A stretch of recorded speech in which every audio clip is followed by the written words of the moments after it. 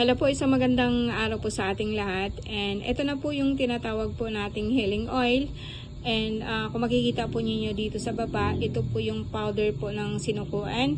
Gumamit po ako ng kulay puti at saka itim. Pinag-combine ko po siya and dilaw.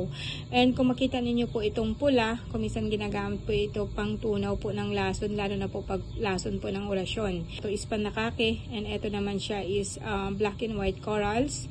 And yung iba po is mga kahoy po yan, no? And meron din po akong tinatawag ko pong baliting dagat, pula at saka itim, no? Nagbawas na po ako yung kulay brown kasi po nadidissolve siya yung tubig in a long run, parang nag-iiba po yung kulay niya.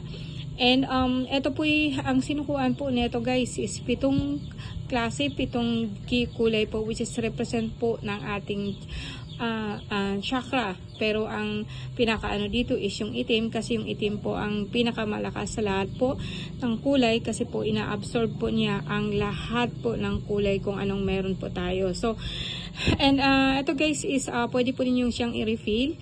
And maglangis lang po kayo ng sarili pong nyug. Huwag po kayong bumili para makasiguro po kayo na bago at saka nakasiguro po kayo na malinis.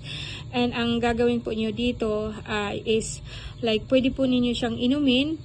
Kunti lang po, like patak lang po, no? Kung meron po kayong dropper, ipatak po ninyo sa dila ninyo sa ilalim.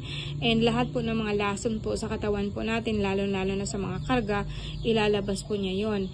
And pwede din po siyang panghilot kung halimbawa masakit po ang tiyan mo sa lahat po ng party po ng katawan po natin. And mabisa po talaga siya sa kulam at saka sa balang. Well, anyway guys, etong panangga po natin, itong healing oil po natin ngayon is pwede na po siya na kahit po hindi natin maiwasan na makasalubong po tayo ng kaluluwa or namatayan po tayo, no, sa pamilya po natin o nakapunta po kayo sa ospital, no. Sa ngayon po, pwede na po to, panlaban din po ito sa lahat po ng klase ng kaluluwa, lalo na po pag ang kaluluwa po is na may merwisyo or tumira or nilagay po sa atin, no. Kuminsan kasi padalhan po tayo ng mga kaluluwa para pistehin po yung buhay natin, kaya kuminsan po hindi po kayo nakakatulog. So ang ginagawa po nito is ipatak po ninyo ito sa baga. So itong langis na to, ipatak po siya sa baga and uusok po yon. And then kung sino po yung concern, ipapaikot po ito sa kanya ng 3 beses. O yung kung alam niyo yung parang ini-insinso po siya. Pero ang gamitin po niya is itong langis po, no. And marami po siyang sa lahat po ng mga bata, pwede din po itong ipainom or ipahid po siya kung ano po ang problema po.